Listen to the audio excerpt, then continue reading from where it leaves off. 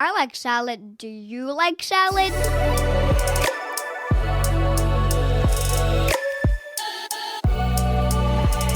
Welcome to Canadian Salad, a fun, factual, and friendly podcast about culture and integration in Canada. I'm one of your hosts. I'm Hostion from China, currently living in Vancouver, unceded territory of Musqueam, Squamish, and Tsleil-Waututh nations. And I'm your other host, Andrea McCoy. I'm an immigrant from the United States and broadcasting you from the unceded traditional territory of the Lekwungen people, the Songhees and Esquimalt First Nations. And you're listening to Canadian Salad. Well, you have no more time left. You're ready. You are in now. Now, here we go. Hi, Hostion. Welcome back. Hi. Welcome back, everyone. Hi, welcome back, Tuesday. everyone. Yes. Another Tuesday, another podcast. Another podcast. Yeah. I know. And as always, we're going to got an amazing podcast for you. So I hope you're ready. Yes. Get your tea. Get your tea. Get your cozies. Yeah, your cookie. Your, I don't know. And your ears. And your years? Your years? Or your ears? Oh, year. Sorry. No, that's okay. That's okay. What are we going to talk about today? Today, we're going to talk about immigration cuts, but we want to specifically focus on the impact on international students and universities, colleges, and the other profound impacts of that part. Oh my gosh. Yes. Huge topic, but but thanks to you, you've curated kind of some bullet points that we're really going to unpack, and I'm looking forward to this because we both have personal experience, right? We both have. We're both international students. Yeah, exactly. We both came to Canada via that stream. So it's not like this isn't unfamiliar. Exactly. Well, how are you feeling about, obviously, the news? Definitely, the news is, I was feeling a bit sad because, again, you and me had that experience to go through that stream from being an international student and then gain a permanent, like a work permit and then become a permanent resident, which is, for us, is like easier than a lot of other streams. But then now this kind of immigration cuts specifically for student permits made me realize that, let's say I am now international student, I'll be so panicked. Oh my gosh, yes. I definitely feel bad for them and also feel that cheated on, I guess, because we alert to this previous episodes that these policymakers make this number. You kind of send a signal out to everyone else in the world, everyone who looks into the policy or the number that, oh, you want more. So now let me apply. Let me get into Canada. Let me be a student. Let me become a Canadian because now you open that pathway for me. Yeah. And then suddenly you just change because whatever reason you think it is. And then it's a dramatic change too because it's like a big cut. It's not just like, oh, we cut like 220, 200. They cut 100,000, which is a big cut. That means 100,000 people will not be able to get it. Right. That also includes people that's already here, that are already holding a student permit and is already studying. And for me, that is just so cold and cruel and irresponsible. Yeah. That's how I feel it. Yes, what about you? Yeah. Well, I just thinking about when I came to Canada first as a student, I got married right away. And trigger warning, I'm going to talk about my pregnancy loss, but pregnant, we miscarried. And I was still trying to focus on school. I cannot imagine, because everyone will probably go through any kind of life situation that maybe it's a miscarriage, maybe your spouse lost their job, maybe there's a death in the family, right?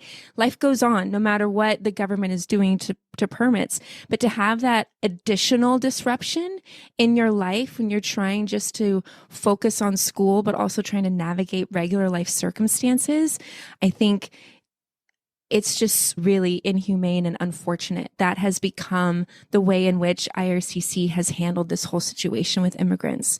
That just, we'll just cut numbers, as opposed to realizing the impact of story, the impact of experience, the impact that this really is going to have, not just in that person, but in their community and their family. Like, it's huge. It's an ecosystem.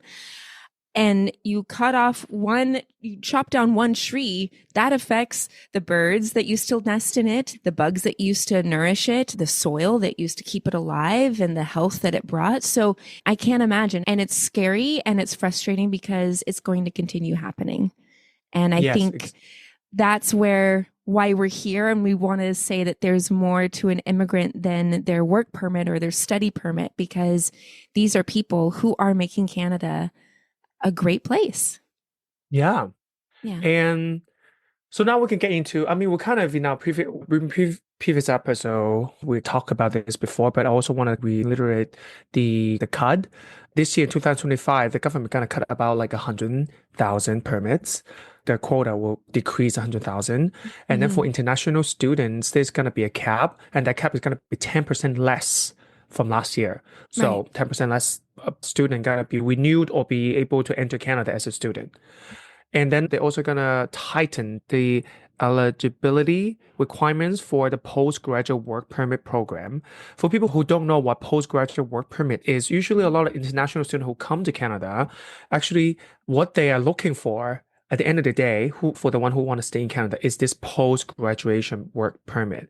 Because after graduation, you need this post-graduation work permit to be able to work in Canada, which gives you for, of course, the job, the income, and also the visa to stay in Canada long enough for you to actually apply for Canadian residency. So this post-graduation work permit is the key permit for a lot of students who wants to stay in Canada.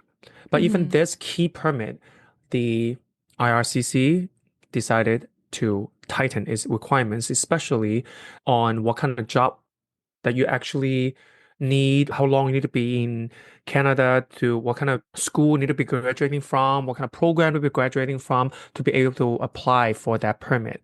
That means it's going to be even more difficult to get it. So of course, the goal is to limit the people who gets that permit.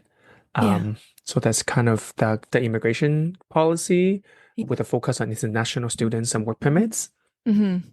That's kind of in general what it is. And the policymaker, of course, there are a lot of reasons why they do that, because it's a housing crisis. It's reasons, which we're gonna debunk that. It's so-called housing crisis.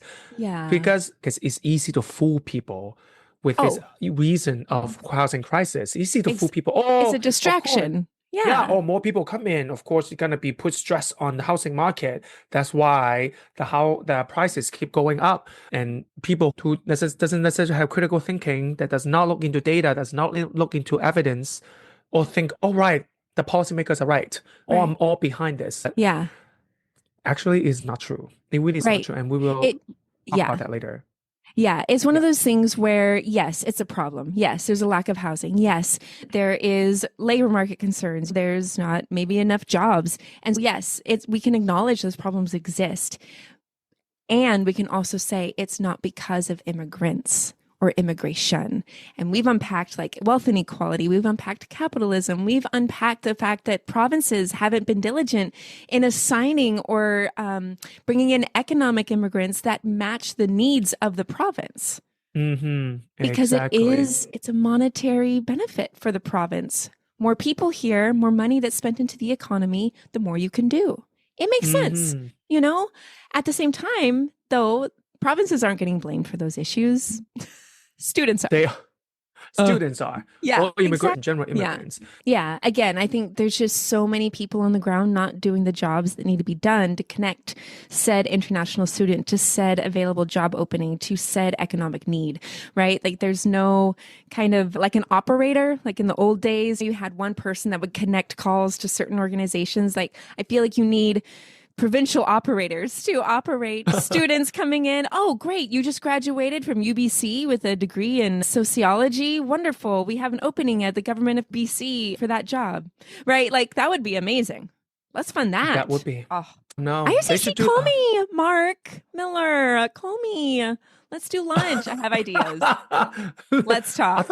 Amazing. But like this policy, of course, had a great impact, a very profound impact for many players in Canada. First is, of course, the international students. Yeah.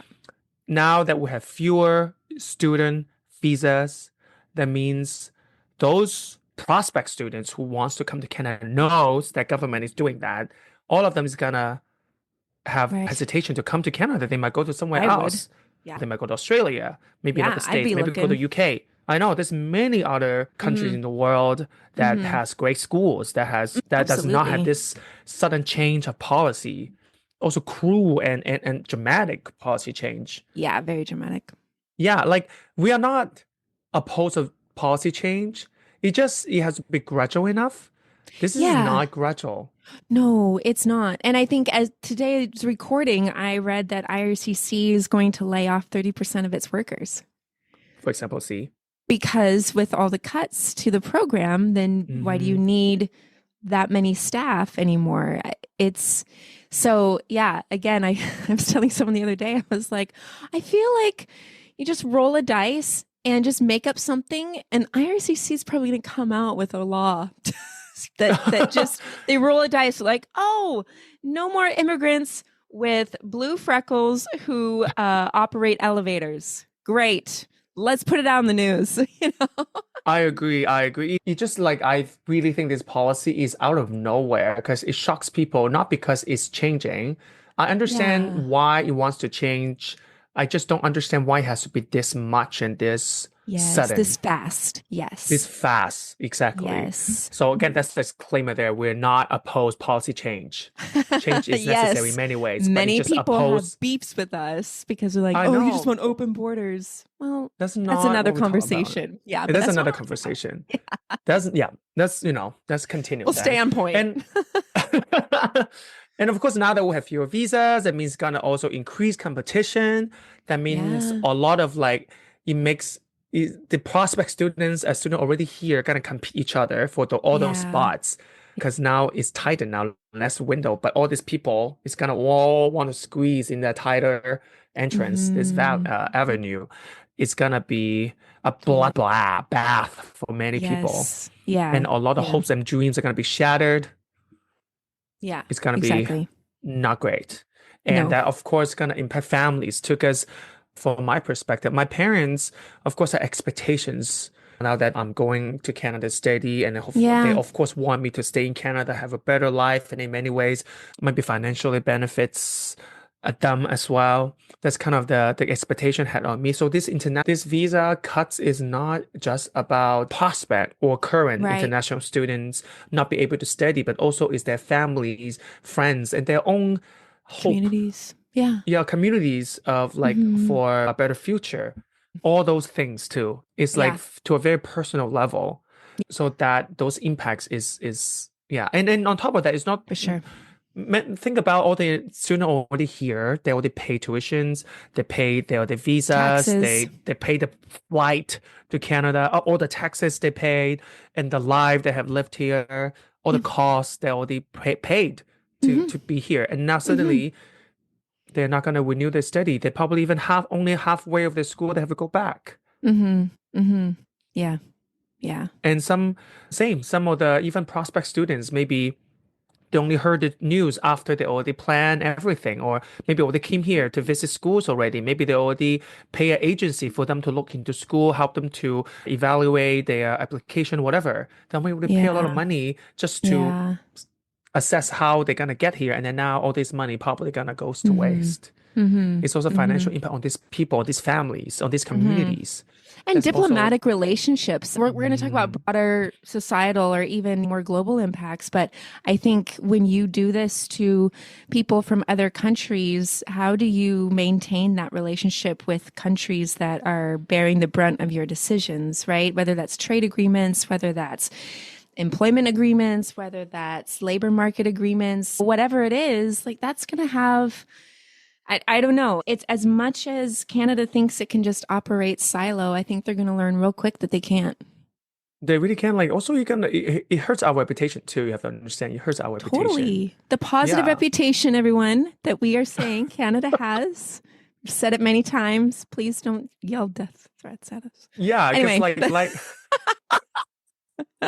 Because like we said, we also know. We're not like experts in policy making or whatever. No, but we're experts in life, and being an international student.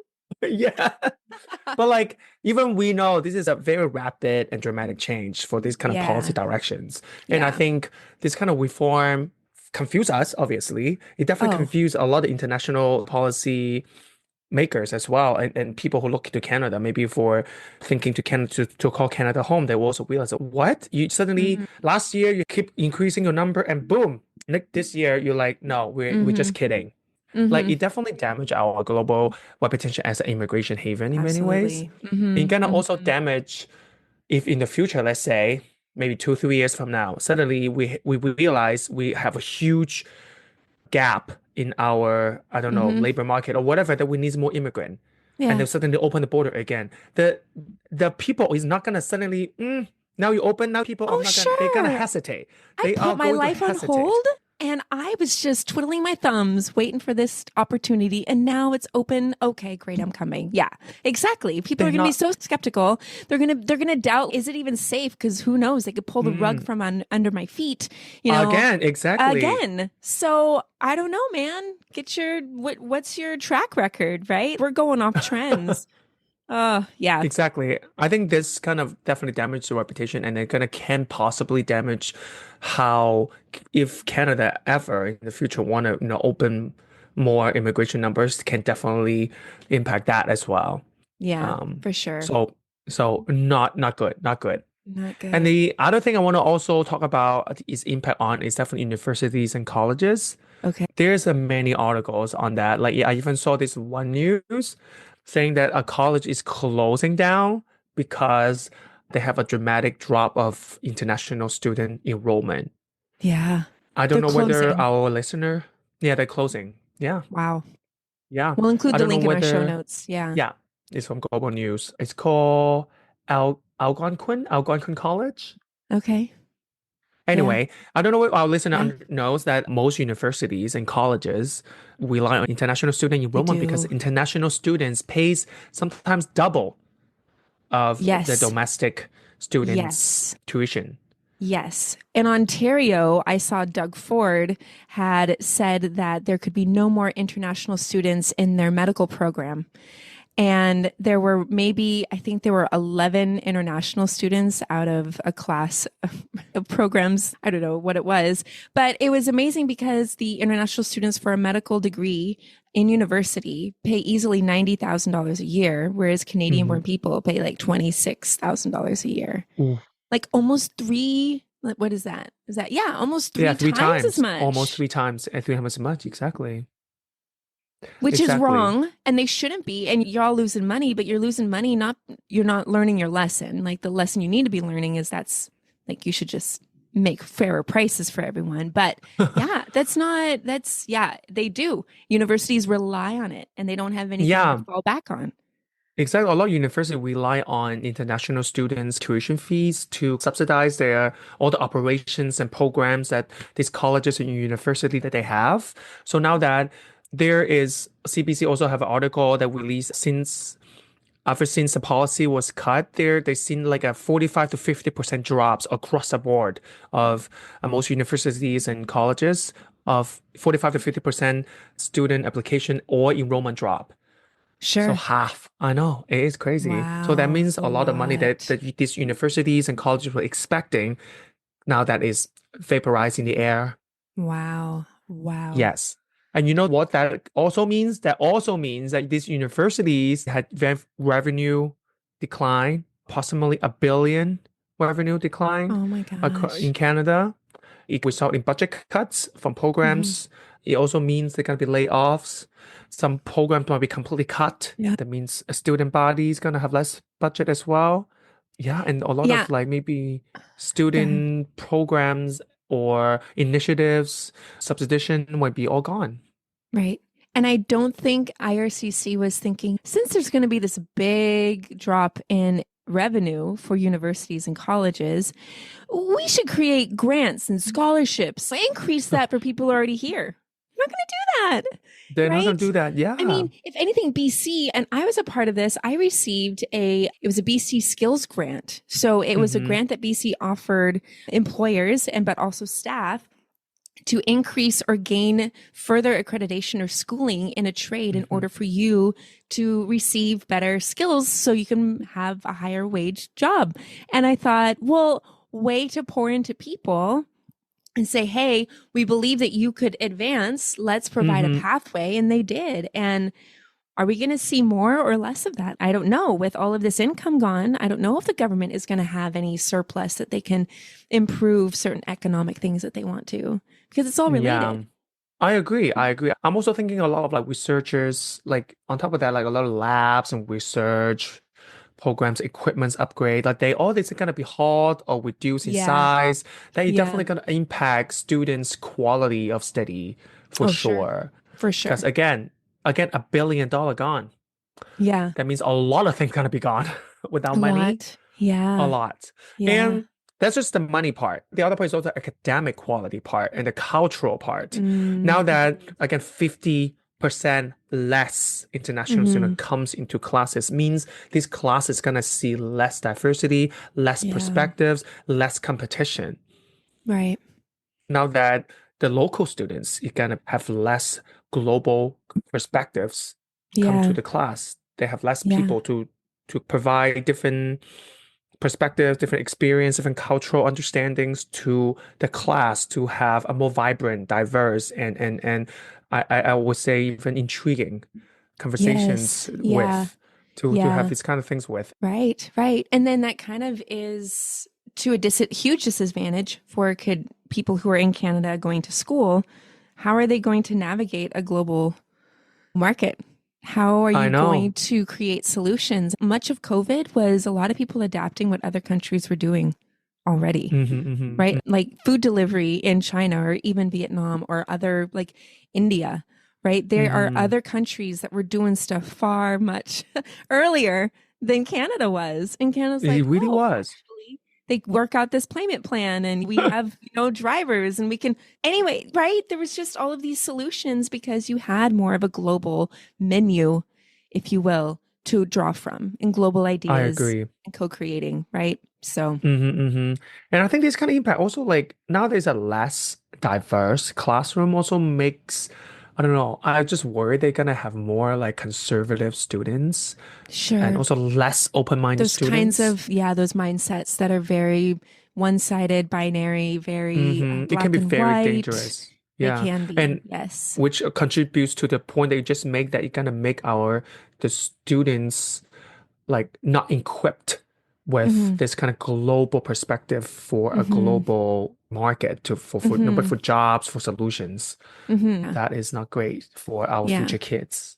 That is for university and colleges. And but then there's Mm-hmm. also a even bigger impact, for example, for Indeed. economic repercussions. Yeah, for sure. According to Canadian Chamber of Commerce, after this immigration cut, they also have a lot of things to say. They make out a statement saying that skilled immigrants and international graduates contribute significantly to the workforce, which again, just a Yeah. fact. All these people, you can argue, you can lie, you can quote, ultra right article, Yes. whatever, but whatever you say is not going to change the fact.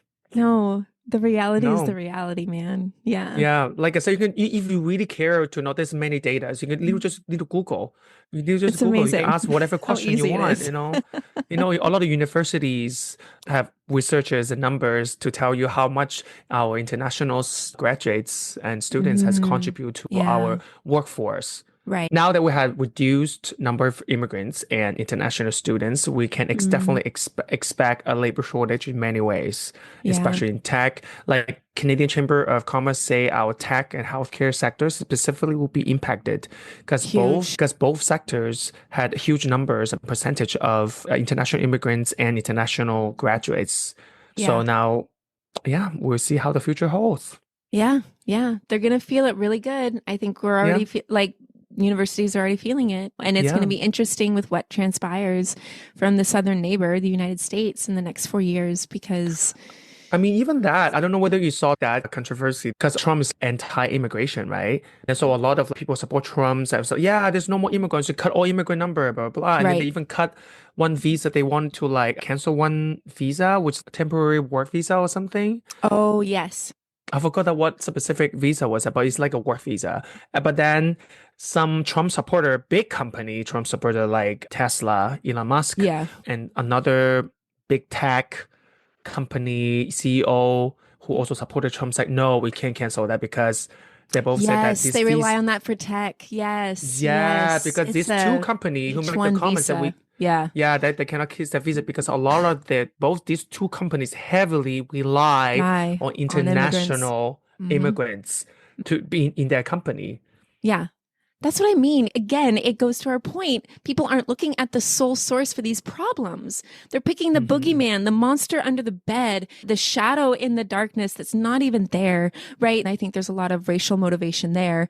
But again, once you start attacking that and you take it away, then of course it implodes on itself. And then everyone's left back to the same problems because again, you didn't go to the core root of the issue. I agree. Yeah. I agree. Yes. But then also that kind of drama between Trump and his supporters and the two big tech company also supports our point that we really do rely on international immigrants for specific in tech, for example. Yeah. So we do rely on them for labor. So just saying, absolutely. Yeah. we're going to see that impact soon. One of the main reason these policymakers keep throwing into our faces to justify their immigration cut is because housing crisis. Right. They think reducing immigration will ease the housing demands, hence ease the housing crisis. Okay. But sorry, it's just funny. I know it is really funny. But again, if you are a person of truth, you can need just Google it. You just need to Google, Exactly. I don't know, housing market and immigrant. Of course, go to maybe CBC, Global and Mail, The Guardian, many credible sources. You can see all the data and all the arguments that actually to prove you that it's not true. Those policymakers are lying. Because most of the issue for the housing market is the supply chain.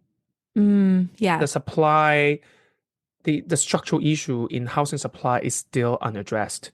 Yeah. They try to distract people talking about, oh, the demand is too high, that's why. But at the end of the day, it's actually supply is not meeting. Yeah. Exactly. Yeah, Exactly. you know, and why the supply is not meeting first. What, for example, in BC, how the procedure of getting like a housing project approved has many steps. It's a very long and tiring process, and there's a lot of fees. Of fees associated to get all these things approved. All these fees are gonna stack up, obviously, to make then the supplier or the developer have a higher cost. So in general, then the house that they're going to sell, it's going to be higher cost because the government takes a lot of costs from that.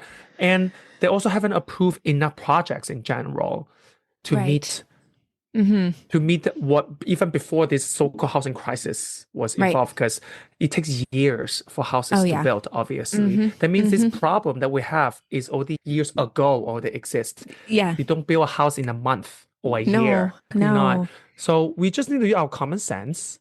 We will know this issue happens years ago already. Years and years in the making. Yeah. And the Global Mail also had this article talking about there's also lack of construction workers. Oh, in sure. general to build houses fast enough. It also slows down developers to build more. Because in general, just no people for you to build. Let's say even you get all your housing projects approved by the government, there's also no people for you to build them. Right. You just have to wait. Yeah. Yeah. And the article from Global and Mail said this estimate they're lacking 60,000 construction workers to be it's a lot. to meet the demand of building these houses. And also on top of it, who can also help to ease this construction workers shortage? Immigrants. I was gonna guess donkeys or potatoes, but you hit it on the head. Immigrants. Exactly. But then now we cut immigrant number. That means even less. I guess people. we've got to quit our day jobs so we can go build some houses, Hostion. I don't know. Wow. I don't know. I don't think these manicure hands are meant to lift bricks. I don't know. Yes. You got to preserve those lovely nails and that lovely skin. I know. Yes. I know. But I understand it's important job. I just not made to do that job. Now that we know there's a lack of labor, and then less people gonna come in to fill those holes, those labor shortage, we can see gonna be something even more intense housing crisis. Yeah, that's what we predict. Yeah. No, I appreciate all of this, and I think to end on a high note, I think it's really important to say, And I think reimagine how we see immigrants. I mean, sometimes the absence of something makes your heart grow fonder of it. Fonder. And that's what I'm hoping, that there becomes this, that it's not so money driven, that it actually, we see the benefits of it on a deeper level, on a community level, on a holistic level, on a just being a basic human level. I want to highlight, so Daniel Bernhard, he's the CEO at the Institute for Canadian Citizenship. I've mentioned him before, and he was interviewed recently at the Star. And again, we'll include this link in our show notes. And the title of the article is "Canada's Secret Weapon to Combat Trump is Hiding in Plain Sight." And he says basically, well, what if we actually, Canada had a solution where we could rely on people to open new markets globally to reduce our vulnerability to our southern neighbor, United States? What if we had hundreds of thousands of people with high level contacts and experience and skills? Guess what? We already do. It's immigrants. And I want to end with this beautiful quote that he said in the article. He says, quote, "Our traditional practice of shunting exceptional immigrants into underemployment was always discriminatory and self-defeating. It's now becoming a serious threat to Canada's prosperity," end quote. Because that's it. And you begin with the students, and then you'll begin with more people. And look, the reality is that we're going to feel this. And I wish we didn't have to feel the impact of these decisions in the way that we are. I wish people international students didn't have to feel the ramifications of what they're experiencing in order for us to appreciate them more or to value immigrants more. And so I hope that we don't take too much time and just pick up the pieces and move forward and say, actually, we made a mistake and we're going to try and do better. So that's my hope for that. So thank you, Hostion, for your... Oh, no. Thank you. Thank you Yes. for having this conversation with me. Yes. Yeah. Should we do our Canadian Salad Pop quiz? Yes, please. Okay. Do you want to go first? Okay. Yes, I'd love to go first. Okay. So how many international students had active study permits in Canada in 2023? How many? How many international students with active study permits? So actively going to school, actively approved in Canada in 2023. 200,000. Is that your final answer? 300,000. That's my final answer. Okay. Womp womp. It's 1,040,985. That is cray. Yes, it is a 29% increase from 2022. So that is from IRCC. Wow. Yeah, we'll include the link. So it is a lot of students. Okay. But again, because it was so much and you're cutting, like, this is going to be big cuts, big impact. Yeah. Indeed. Okay. I am ready for mine. Okay, my question is, according to CBC 2023, which education institution has the highest number of post-secondary international study permits? Which Canadian college? Yeah. Oh, I don't know very many. I'm going to say the University of Ontario. Final answer? Final answer? Sorry, but it's in Ontario, though. I guess, you know. Oh, okay. Ding, ding, the ding region for me. is Half right, a ding. but it's UNGA. It's NG. Is the Conestoga College of Ontario. In 2023, they have 30,395 international students. That's amazing. Wow. Yeah. Wow. Yeah. Well, it's interesting. I mean, if you do know of any students who are immigrants, just give them a big hug and point them to this podcast. Let them know that there's community and people that are looking out for them, because this is a real thing. And hopefully we learn our lesson real quick and we roll back some of these things that we're pushing out. But yeah, I don't have faith in Mark Miller, but you never know. You never know. You never know. We can dream. We can hope. Sometimes. That's all you can do. Yes. Leave a comment on our podcast, of course, or our Instagram or TikTok, or TikTok's banned in the States. For if you're listening from the States, I'm sorry. Yeah, it's not banned. Oh, what? No, Trump lifted it. Did you not hear he rescued his own ban? I know. Anyway, States I've is got to go. too I much for know. me. It's awful. Yes. Thanks Okay, everyone for listening. see you next week. Yes. Okay. Thanks, Hoshin. All right. Bye. Bye. Canadian Salad is written and produced in British Columbia, Canada by Hoshin Ho and Andrea McCoy. Theme music is by Neighbour Avetyan from Pixabay.